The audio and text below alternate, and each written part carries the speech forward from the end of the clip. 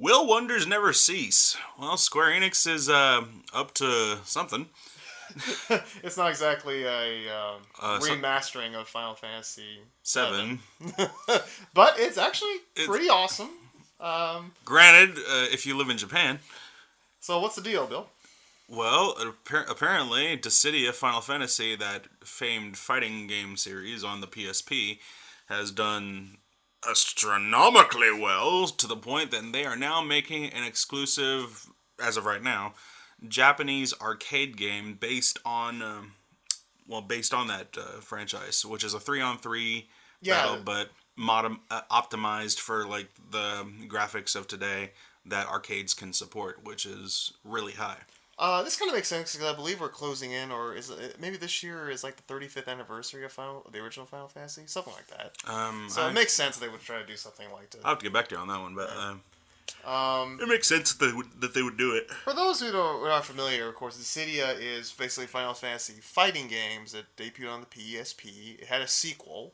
Yeah, and the battle system was like an aerodynamic system that kind of mimicked the style that we saw in Advent Children. That's basically where it came from. Yeah, or in Final Fantasy's latest games of Final Fantasy, where you saw these characters in the air doing outrageous stuff that you got really upset about because you couldn't do it when you played as them. Opinions are mixed about Advent Children, and no matter what you think about it, the fighting between Cloud and Kadaj and Cloud and Sephiroth were actually really, really fun to watch. Yeah, the extended cut was even better. Mm-hmm. Flying all around, and you're like, man, why can't I do that? So they said, okay, we'll do that. You know, it has Dissidia. We both played it, and it has a very unique battle system. Yeah. So it's about aerodynamic and all stuff like that. So yeah, we just watched the trailer, and the graphics were really impressive. Really, really impressive. Yeah, they really were. And it's a 3-on-3 fighting style. And the trailer we got to see featured the Warrior of Light from Final Fantasy 1, allegedly. Yeah. Looking fabulous, by the way.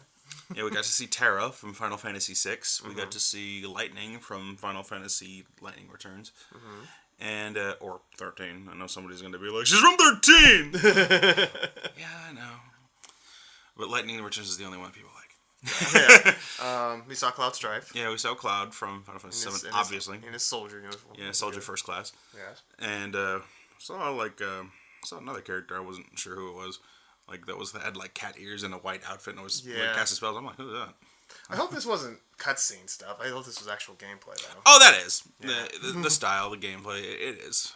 It seemed really kinetic because it seems like you had like multiple people on the battlefield.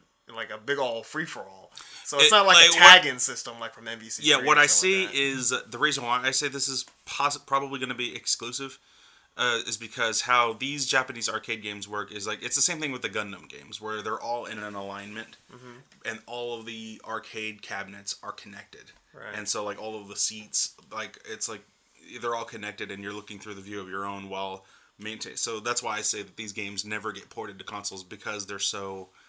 They're specifically tricked out for a certain... Yeah, they're specifically tricked out. Like, would it work for console? The only way it would work for console if it was strictly online. I was thinking the same thing. Yeah. Like it's 6 players and it's 3-on-3 and they're all controlling their own character and battling kind of a big free for all. Yeah, there's no way that this could be local co-op. This would have to be strictly online or console link. So yeah, you'd have to have like multiple TVs and the consoles linked together. That's the only way that it would be able to be ported to console. Right. We were talking about this a while ago, and you just said like, if they were going to point this to console, they would have to modify it to fit the... Yeah, because even though the graphics look amazing, like the consoles, like they're different. Like they create these arcade games to look very specific. That's why like they look so smooth. They look so different. Like if you look back in the day, arcades looked even better than what the consoles had. That's how optimized arcade cabinets are. Is that they have like the latest stuff and they're expensive to make. So, like, it's possible to port something like that, but usually they kind of build it from the ground up. Like, for example, like Teenage Mutant Ninja Turtles 2, the arcade game. Good example. For Nintendo, and they had to rebuild it from the ground up specifically for the console. Right. And we didn't get that arcade port until 20 years later. And it was in a... Nexus. It was in the background unlockable in Battle Nexus. Right. And that's just one arcade game that we got. There's been a ton of arcade games that we wish we could have gotten but never did. The Star Wars trilogy. Oh man, Star Wars trilogy was awesome. Our local arcade used to have it, but I don't think they have it anymore. No, they don't. It's unfortunate. Yeah, it's a shame that arcades are kind of going away. Well, you could argue that they're coming back. Like a few places, they're coming back, making a comeback, but the arcades unfortunately do not carry in culture like they do over in Japan. Unfortunately, Right. I mean they do here, but it's more of like a cult status where you got to be into like the King of Kong and all that stuff to really understand it. Yeah. Like, but it's not like it was in the '90s where like or '80s. Yeah, '80s where you were there all the time doing your stuff, playing those games. The arcades are, at least over here in America, kind of almost a thing of the past. Mm-hmm. I don't want to see that go, and a lot of people really don't. So they're trying hard to bring it back. Yeah, they're trying hard, be it through actions, trying to find places and build one themselves, or whether they're trying to start petitioning or doing whatever thing they can to keep it going alive. But over in Japan, arcades are so prominent because, well, that's where video games are born. Yeah, it started from there, really. Yeah, so of course, being that the major companies are homegrown in Japan, it's possible for them to just make these arcade games out of nothing. Mm-hmm. Like apparently that new Pokemon Battle arcade game too. Yeah, that's a thing over there or coming, but again, no word. You showed me gameplay from the Castlevania arcade game, and that looked amazing. Did we get it? No. Are we gonna get it? No. Or you can like actually use a controller that's like a whip, and you can use another thing for your sub weapons. I'm like, oh, that's awesome.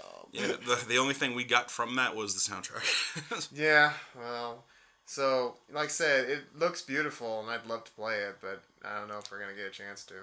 Yeah, it's possible for them to port this to PS4. Like I think that as far as visuals go, yeah, I'm pretty sure the PS4 and the Xbox One and the PC can handle it. Can definitely handle it. Get something close to it. Yeah, but I don't. The likelihood of us getting it is a little slim, just because the way it's made is just so. Because it heavily relies on these different cabinets to come together to play. Because you can clearly see that because you're constantly looking through the eyes of only one character. You're not swapping between them. I like it, but I can't be too excited for it.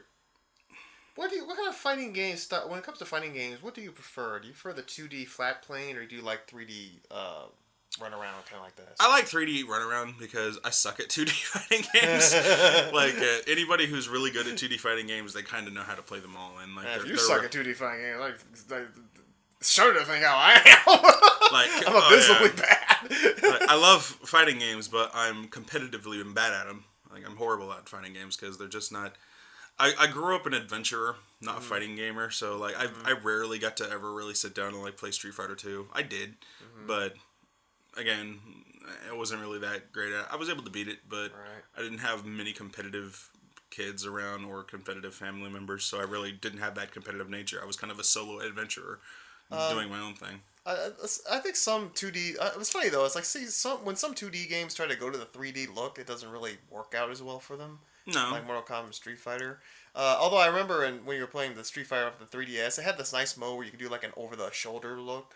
Like, oh yeah, that was interesting. That was kind of interesting. Yeah, just for the 3D look. Yeah, for the 3D look of it, but yeah. But yeah, like when a game is built from the 3D ground up, then yeah, it works. Like Tekken, Soul Calibur. Like say what you will about Naruto, but like the Naruto Shippuden games, good example. Yeah, like they're pretty good. Yeah. Dragon Ball. Hit or miss. Yeah, they're all hit or miss. I think the last real Dragon Ball game I really liked was what was it called? Raging Blast. Yeah, Raging Blast I thought was really good. Yeah, Raging Blast, they were fun. It was a little broken, but like some characters were clearly broken because they had like insta moves that could just wipe you out. Right. But yeah, and you couldn't do shit about them. So yeah, broken as they are, I still find them more fun because they're a little bit more. You can get enthralled into the world around you and kind of use that to your advantage. Instead of being on a 2D plane. One thing I will say that Final Fantasy has over the Tales series, the Final Fantasy does make better fighting games than the Tales series. I always thought that if you're gonna do a Tales of Versus, it should have been a style like this, the 3D or the one that we run around, or that fan made one. Yes, that was good too. It's like this is, and people were actually kind of. So there were a few people that were trying to defend that game. How do you defend this game? You can't. This is a piece of shit. We'll get into that, but yeah. How? But yeah, but hey, this game it looks good. I would love to play it, but don't count on it. Yeah, but hey, it looks wonderful. Maybe we'll have to wait and see though. So, any last thoughts? Unless we get a trailer over here in America, this doesn't count because it's a Japanese trailer. Don't get too excited. Yeah, don't get too enthralled because it's just for Japanese individuals. Yeah, it's for Japanese audiences. Come on, Square Enix, don't you want money? Well, they're giving us Final Fantasy Type 0. Yeah, well, that's true. Come on. We want money. You want money, right? It's right here in our wallets. Take it. Just give us these games.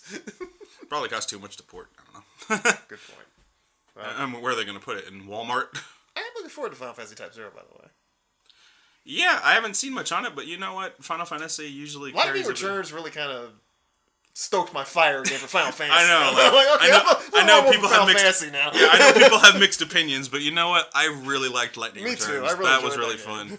That kind of stoked my fire a little bit. Maybe because it had a little bit of Fantasy. maybe because it had a little bit of a Tales-esque style going on. Yeah, maybe that's it.